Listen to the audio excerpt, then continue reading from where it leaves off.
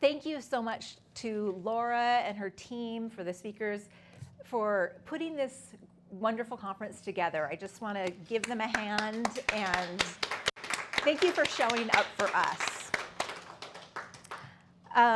In your bags, you don't have it right now, but I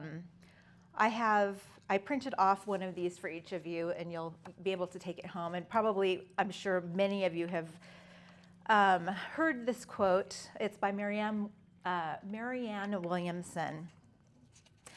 It says, "Our deepest fear is not that we are inadequate. Our deepest fear is that we are powerful beyond measure. It is our light, not our darkness, that most frightens us. We ask ourselves, who am I to be brilliant, gorgeous, talented, fabulous? Actually, who are you not to be? You are a child of God. Your playing small does not serve the world. There is nothing enlightened about shrinking so that others will not feel insecure around you. We were all meant to shine as children do. We were born to make manifest the glory of God that is within us. And it's not just in some of us, it is in every one of us. As we let our own light shine, we unconsciously give people permission to do the same. As we are liberated from our own fear, our presence automatically liberates others." And every time I read this, I just feel that power and that energy that I get from that. I'm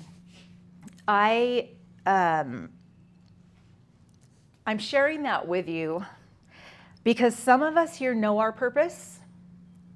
Some of us here may be searching for our purpose, or maybe the vehicle in which to fulfill our purpose. And my purpose has always been serving others. Part of it was out of force because my mom was a single mom, and I had younger brothers and sisters, and I had to take care of them because she had to work. And so before I ever got married, I always joked that I had already raised 3 children, and so so I knew how to do that. But as Laura mentioned, I was a stay-at-home mom for 30 years, and that was my purpose, and I was fulfilled, and I loved that job. In fact, I told my husband when we were dating that if and when we got married and had children, his job was to make the money, and my job was to take care of our kids and make sure that they had what they needed.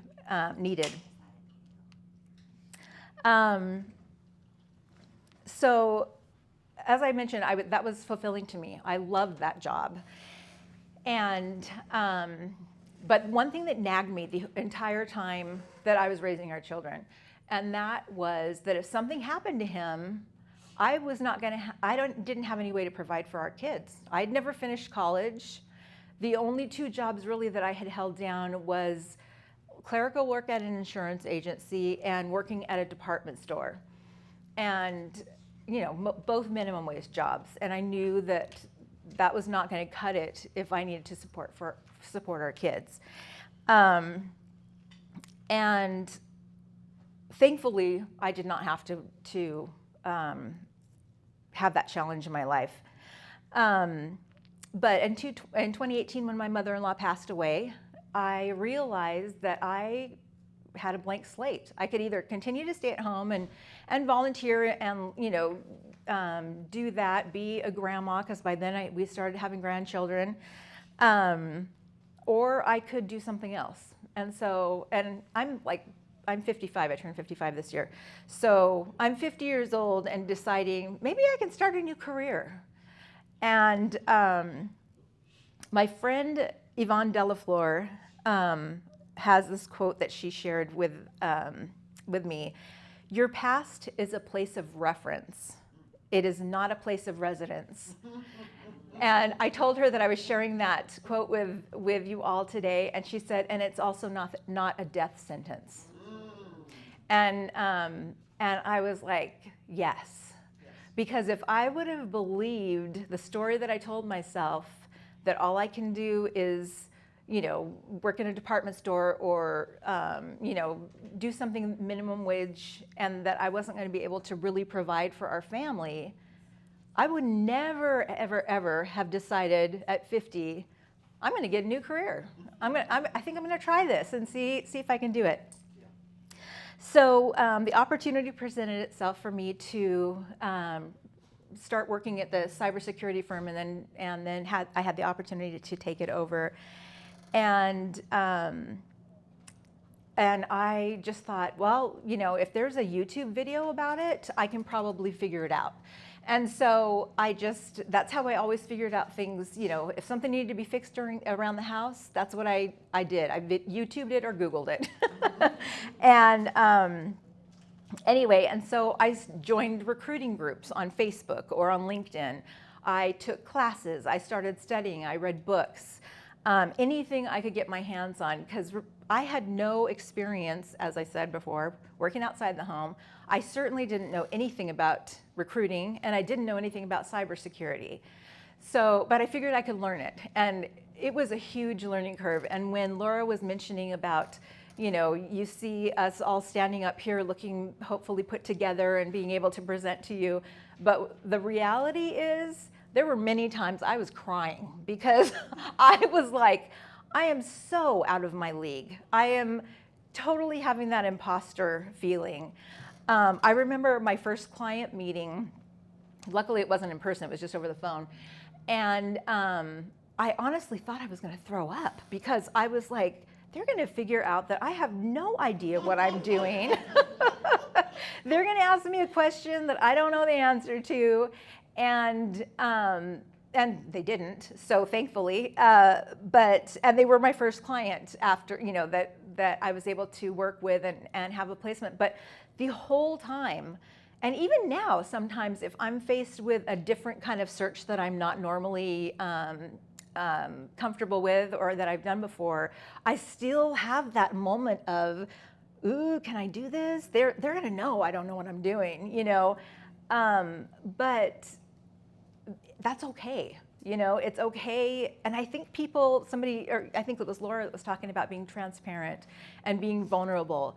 And it's okay to be vulnerable. It's okay if you're doing a Facebook Live and you're talking to your audience and you've got your hair sticking out. It doesn't matter. Thankfully, I had the support of my husband. I had the support of people in the community that I reached out to, in the recruiting community and the groups that I had joined. And I always have told myself that if somebody else is doing it or has been able to do it, then I should be able to figure out how to do it. It might take me a long time to figure it out, but I can figure it out. And so that's one of my little nuggets for you is look around. If you think you can't do something or it's too hard, look around for evidence that other people are doing it or have done it or are successful at doing it. And if they can do it, you can do it. For crying out loud, if it's been done, you can do it. And so believe that because it is the truth. I don't remember who said it, but there's a saying that says, if you believe you can or if you believe you can't, you're right. And I've had to do so much studying, not only, when I was going into the workforce, not only just about the recruiting and IT and cybersecurity, but I had to do a lot of mindset work because I was still telling myself that story of I'm a stay-at-home mom, I don't know anything about business. And so I started, studying and reading wonderful authors and talking about mindset and belief and confidence and all of that. And I still do that today. Every day I try and study for at least 30 minutes on some kind of personal growth or self-help or something to feed myself, not only with my scriptures, but also to feed myself mentally as far as keeping my head straight is how my husband and I talk about it. Is, you know, when we're struggling, we'll say, you know, I got to get my head straight. I've got to, you know, get rid of all the negative in my head that's saying I can't do it, when I know really down deep inside I can. Let's see. So I had mentioned about the webinars and joining groups. Dr. David McClellan of Harvard University found that the people you habitually associate with determine as much as 95% of your success. Is that incredible? 95%. And there is absolutely, I can tell you this for sure, there's no way I would have been able to embark on my journey with a new career if I hadn't made an effort to surround myself with people that were going to uplift and encourage me.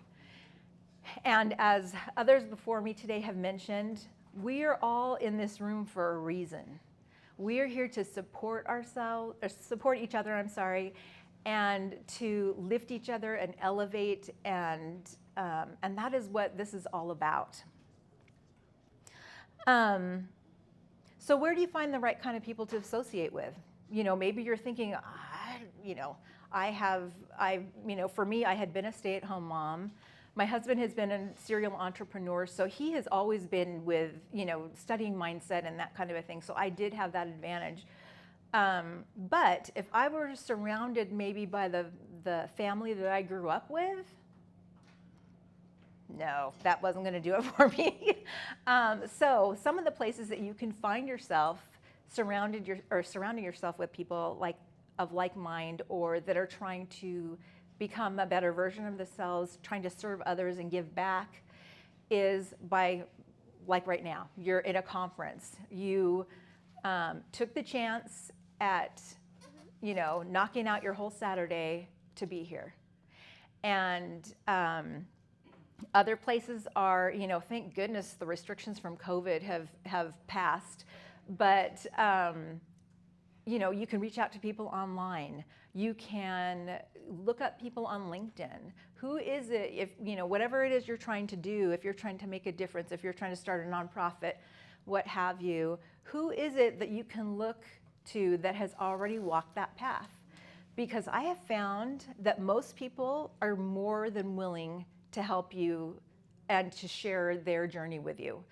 And they, you know, you can ask, okay, what books should I be reading? What groups should I be joining? And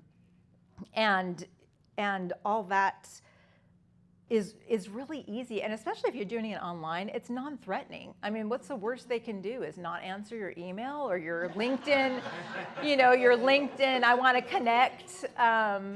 Because as a recruiter, I'm doing that all day, every day, and people don't answer. And I'm like, okay, next, you know, and I'm just moving on to the next person. So, so use the resources that you have, because they're there. Tab, my husband, his name is Tab, and we moved here from Seattle last year because we were tired of being cold from October through June. And we love Seattle in the summertime, but our kids are still there. We told our kids, we're moving to Arizona. We're tired of the gloom. You guys can come visit us. We'll come back, you know, for the holidays and that kind of a thing, but we're out of here. So and my husband's like, I still can't believe that you agreed to move away from your grandchildren. And I'm like, I am cold and I don't, I can't handle being cold all the time. Anyway, so when we moved out here, we had moved out here, like I said, because of the sun, but we were presented with an opportunity, and I want you to think about that, opportunities. There are opportunities in front of you every single day that if you look at them as an opportunity, it's a complete life changer. So we had the opportunity, because we knew Gelly, who was the previous founder and owner of Networking Phoenix, to acquire the company. And what we acquired and what we thought we were acquiring were completely two different things, which is totally okay. But it's taken us, we've had this for a year now. We took over a year ago. And, it's taken us a long time to right that ship. And again, tears, frustration. Anyway, I won't go into that story. Okay, anyway. Anyway, but it's not ever going to be a smooth path. One of our friends and associates, his name is Naveen Jain, and he's, very, very successful entrepreneur. And he and my husband were talking. They were doing a fireside chat, and he said, if you think about life and you're hooked up to a heart monitor, your heart, goes up and down, up and down, up and down. If it flatlines, you don't want to be there. So that is exactly how our life is. We don't want to be flat. We don't want an easy road. It's going to be up and down, up and down, up and down. And so when we're in that down in that valley, just know that pretty soon you're going to be bumped up again. Something good is going to happen. And it's all about your attitude. Also in your little bags, my husband wrote a book because his company not his company, he made choices in his company that ended them up with $750,000 in debt. And yeah, ouch. And $250,000 of that was to the IRS. So in case you don't know, the IRS does not forgive debt. So they're like, sorry, you're having a hard time, but we want our money. And so, a lot of people were telling him, file for bankruptcy, just walk away. And he was like, I can't, because I still have to pay the IRS, and my best chance of doing that is with continuing on with the business. And so his book is about that journey and just the roller coaster ride that it was. And talk about, hitting your self-esteem. He has this company that's, going along successful. He makes a few bad decisions. And all of a sudden, he has to fire employees. He has to, stop taking a paycheck. Talk about frustration as far as me being a stay-at-home mom and not having an income. Me asking him, are we going to get paid this month? And a lot of times he would say, oh, yeah, hoping, thinking that we might be able to eke off a little bit. And it wouldn't be that way. And so finally I just said, you know what? Don't tell me that we're going to get paid if there's any chance you think that we're not going to. Because I can work with, no, we're not going to get, I can call people and make arrangements. But, and to watch him go through that journey of being up here and then being way down here and then trying to eke his way back up. We're all going to have that journey at some point in our lives. It doesn't matter what we're doing, what we choose to do. Life is going to be hard. And I remember this is a side note, but when I was younger, I remember calling my grandmother on the phone, and I don't know what I was complaining about, but I was like, I said, it's not fair. And she said, well, honey, life isn't fair. And I totally was like floored, because I'm like, that's not what you're supposed to tell me. You're supposed to tell me, oh, honey, it's going to be okay. Don't worry, whatever. And that has stuck with me, because I'm like, you know what? Life isn't fair. And we have to take the opportunities, look for the opportunities that are around us. One of the things that, as we took over Networking Phoenix and started to run with it, neither Tab nor I had ever run a networking community. We had never, up to this point, had never tried to develop a software platform, anything like that. And so what we did is we started reaching out to the other networking communities in the area and asked people if they would mind sitting down with us and helping, giving us pointers and things like that. Most of the people were more than happy to sit down with us and say, yeah, this is helpful. This works. You can host your events at this place. Reach out to this person. This will be a great connection for you. And And that was fantastic. And yes, there were some people that were like, well, you know, we don't really know that we want you to be part of our group because it's a conflict of interest. And which is foreign to me because I firmly believe there is plenty out there for everyone. And, you know, there is no competition. We're all working together and there's enough. And so that was fine. We just didn't hang around those people, and we, you know, continued to align ourselves with other communities that are, you know, about helping people elevate, helping educate, helping them to make the connections that they need to make. And one of the things that we've done differently with Networking Phoenix is when we bought it, it was more of like a Groupon to go to other networking community events. For a cheaper price. And we were like, that's not where we want this to be. We want to be able to help entrepreneurs or people that are wanting to start a business or wanting to elevate themselves. We want to give them opportunities to speak with experts. We want to give them opportunities to make meaningful connections, not just here's my business card. Because I've gone to events where you walk out with a stack of big business cards, and especially if they don't have the person's picture on them, you're like, I don't remember who this person was, and then they all go in the garbage can. So even if you have your business cards with you today, I mean, do exchange them, but reach out to them in the next couple of days and say, hey, you know, we met at the conference. You know, let's set up a virtual coffee, or let's meet and have a drink. Let's put our minds together and see how we can help each other out. And so that was another thing that we wanted. We didn't want it to be, where's my next lead coming from? You know, and there are, and we're going to talk about this a little bit in the breakout session, there are times and places for those type of networking events and those groups. But that's not what our purpose is. We want to educate and elevate and help each person create a cycle of prosperity in their own life. And that doesn't necessarily mean everybody's going to be a millionaire. It means, are your relationships prosperous? Are you having abundance in your mindset? Are you having abundance in your purpose, in the way that you're going out and presenting yourself? Are you open to serving others? And that is what it's all about.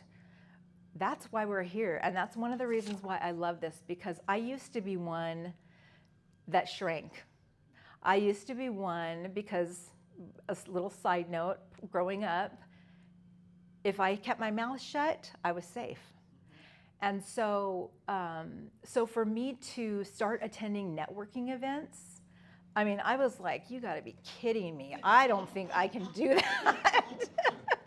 Nobody's going to want to, what do I even say to people, you know, and that kind of a thing. And it's funny that you had mentioned about having to like take a break and go outside the room. The first couple of networking events that we did, I had to like excuse myself, go to the bathroom, just stand there and take a few deep breaths, and because I'm like, I'm an introvert, you know, this is not, you know, me. I don't want to be up in front of people. I don't know that I have anything to say that would be of value. And that is another thing is, we were born to make manifest the glory of God that is within us. And it is in every single one of us. And if you don't know what that purpose is, or that vehicle in order to fulfill your purpose, reach out to others and ask. There are so many people that are wanting to cheer you on and support you and help you on your journey. And you know, another thing too I would offer as a tip is stop watching the news. You know, you watch the news or you listen to talk radio or what have you, and this world is a horrible place, and you better watch your back because people are going to get you.